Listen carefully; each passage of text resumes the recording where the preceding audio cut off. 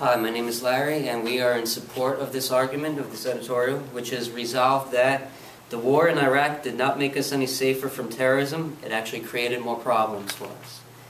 And we give these few issues that support this argument. First, the war in Iraq, in the beginning, we went in without any planning, which created a cocktail, a dangerous cocktail of destruction and death around the world.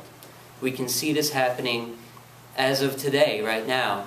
And in support of this argument, there have been bombings in Egypt, London, Madrid, and all other places around the world. So it's a world view.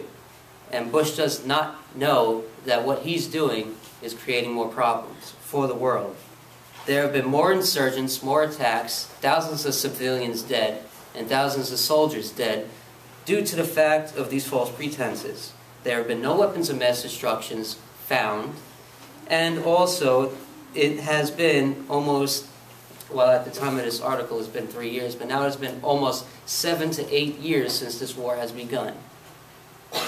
And also, subway riders are fearful that they don't feel safe due to the fact of subway bombings.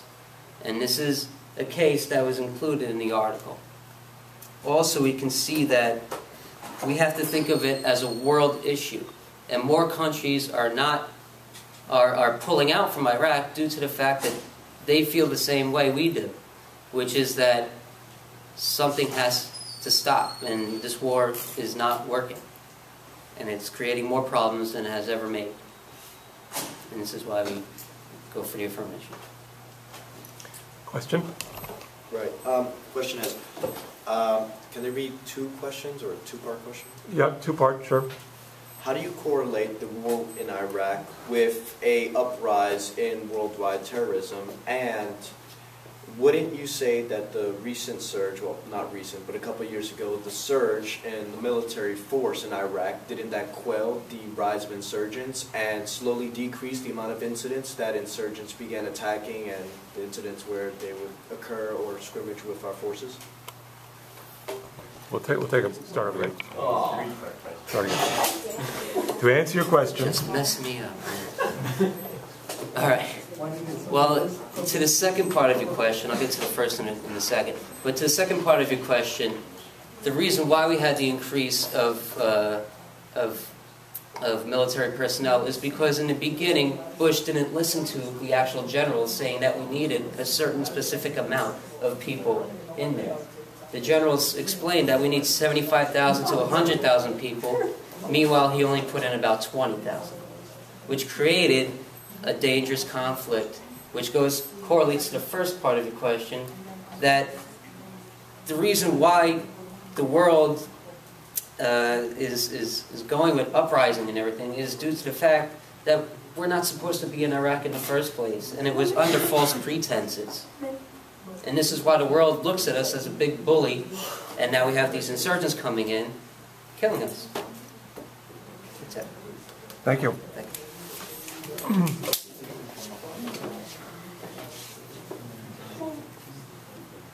So begin whenever.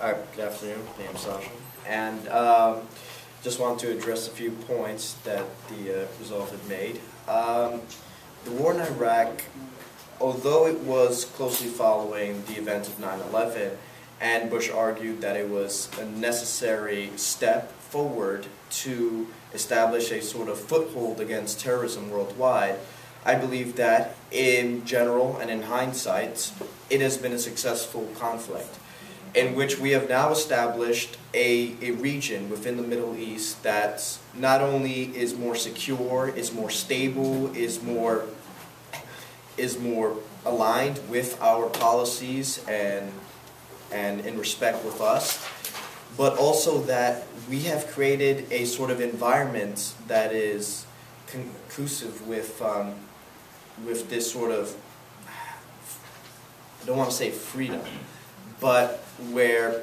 tyrants and terrorists can no longer harass and abuse people. And we're starting to see this right now in the Middle East throughout. People are starting to rise up, and they don't need the American forces to help in and step in. The people are starting to realize themselves that they don't want this anymore. Terrorism is on the decline. The amount of terrorism attacks have been slowly declining since the war in Iraq. We have now established military bases all throughout the Middle East, and since then the incidence of insurgents and the incidence of terrorism worldwide has been steadily declining. The incidents within the UK underground subway system and the Madrid bombings and so on and so forth, those were a cluster of terrorist events that was almost nearly a decade old and have since stopped in the sort of as often as it was occurring back then.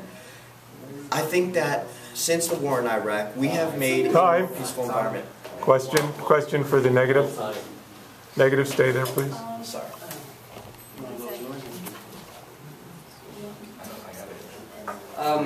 Well, to go against your thinking, was the recent democratic uprising in the Middle East, Tunisia, Bahrain, due to the war in Iraq and us being there, or was it due to a Facebook page? All right. You can answer now? Yeah.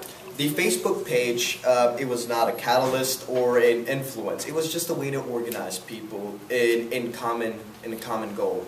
The war in Iraq has influenced this sort of movement, this sort of mentality to sort of liberate themselves and throw off these oppressors, these tyrants, these terrorists, because we've shown people a better future.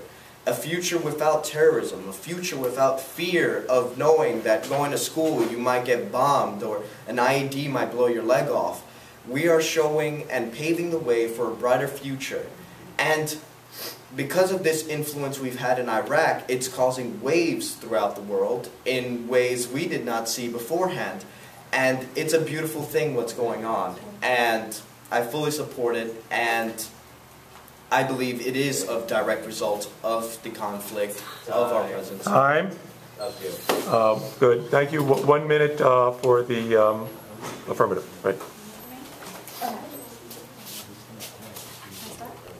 All right. My name is Ciara. Now, in regard to this whole situation, I'm just not understanding how you're making a statement saying that by sending out our troops, how the world is being safer, because obviously it's not. We went into this war figuring that it would be quick and easy, that the United States is a strong country and that we'd be able to just, as it said in the editorial, enemy would be folded like a dinner napkin. But obviously that didn't happen.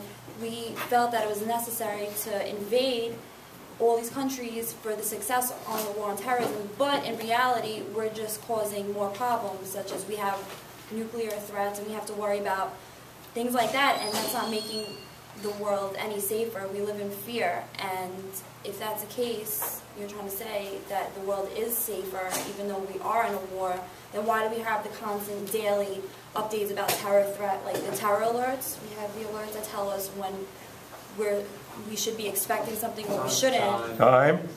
Thank you. 1 minute for negative to close. The terrorist alerts are a precautionary measure in which the public can be informed whether or not there is a sort of